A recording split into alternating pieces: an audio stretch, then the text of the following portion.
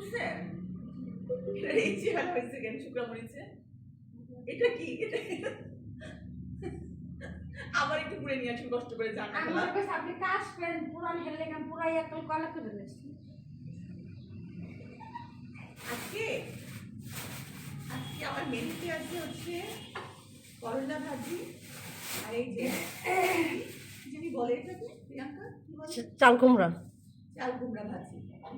এটার সাথে একটু শুকনো মরিচ নিয়ে খেলে ভালো হয়। খালা একটু শুকনো মরিচকে কয়লার টুকরা দেখতাম যে আগেকার দিনে আমার বুবলি মাঝে মাঝে কয়লা দিয়ে দাঁত মাজতো, সে দাঁত মাজার কয়লার মতো বানায়নি। বিসমিল্লাহ।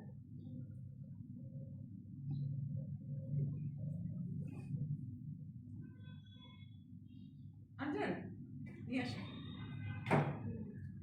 হ্যাঁ এইবার এগুলো সুন্দর হয়েছে, সে হয়েছে তাহলে থ্যাংক ইউ।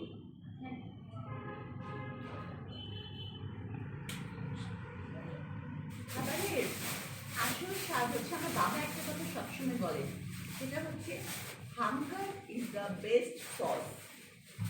সসটা আমরা স্বাদ বাড়ানোর জন্য খাই, কিন্তু খিদা এমন এক স্বাদ বর্ধক যে পেটে খিদা থাকলে সব খাবারই অনেক সুস্বাদু লাগে। আজকে আমার আরেকটা ফেভারিট আইটেম আছে, আমি জানি এটা আপনাদের অনেকের ফেভারিট, এটা হচ্ছে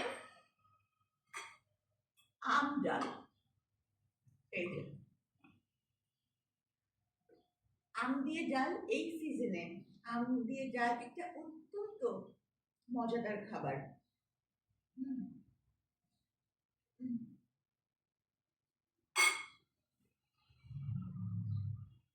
জীবনে খিদার জন্য কষ্ট করেছি একটা সময়, আগে কারাগারে যাওয়ার আগে অত ভালো ভালো রেস্টুরেন্ট হোটেলে 5 স্টার্সে খেয়েছি, এই আইটেমটা মজা না, তো ওই আইটেমটা মজা না। এরপর যখন খাবারের জন্য কষ্ট করেছি তখন এখন আলহামদুলিল্লাহ সব খাবার অনেক মজা লাগে। আর আম ডাল তো কথাই নাই।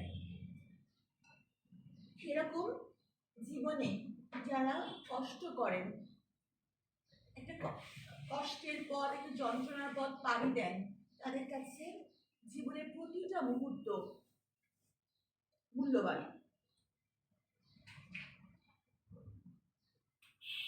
তারা জীবনের খাবারের স্বাদের মতো জীবনের স্বাদও একইভাবে আনন্দের সাথে নিতে পারে।